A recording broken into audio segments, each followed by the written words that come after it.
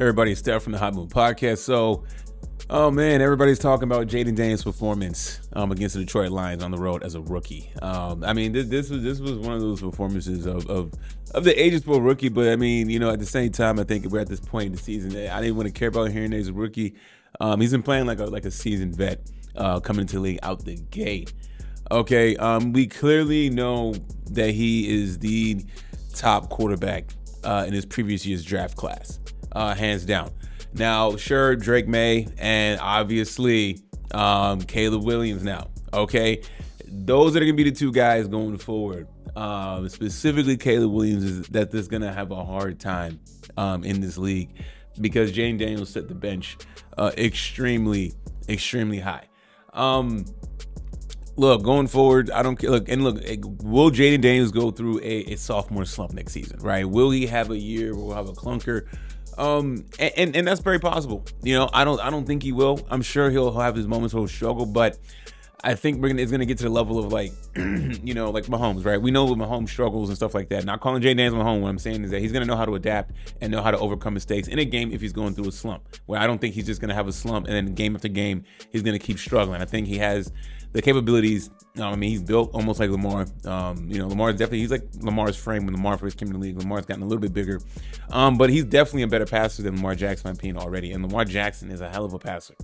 And I definitely see him winning MVPs in the future. But for Caleb Williams, though, man, he's gonna have a very tough career, man. His first year was bad. I mean, you can blame the offensive coordinators on his staff. You can blame the coach not putting the team in best situational football to win. But I mean, look, Caleb Williams really didn't look that good.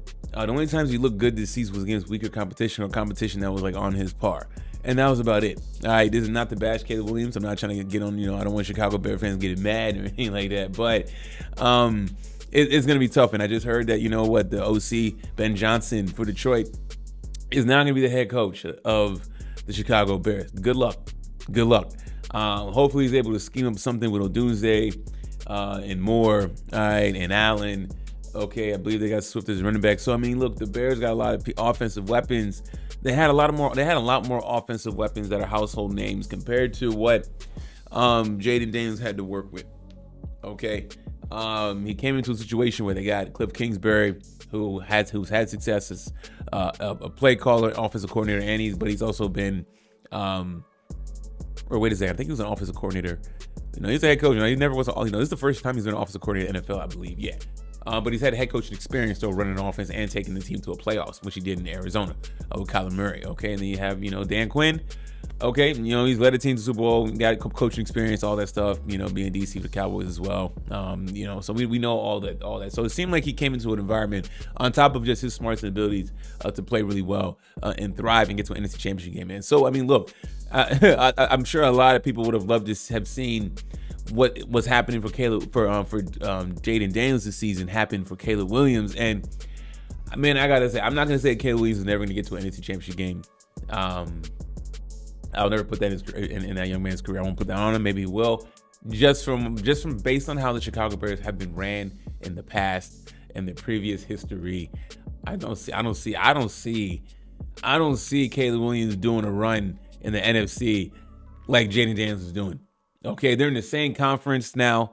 Okay, I mean, and I can definitely see Jayden Daniels getting away with Caleb Williams. All right, how great can Caleb Williams develop to be? All right, can Caleb Williams' best year be Jayden Daniels' rookie year? Right?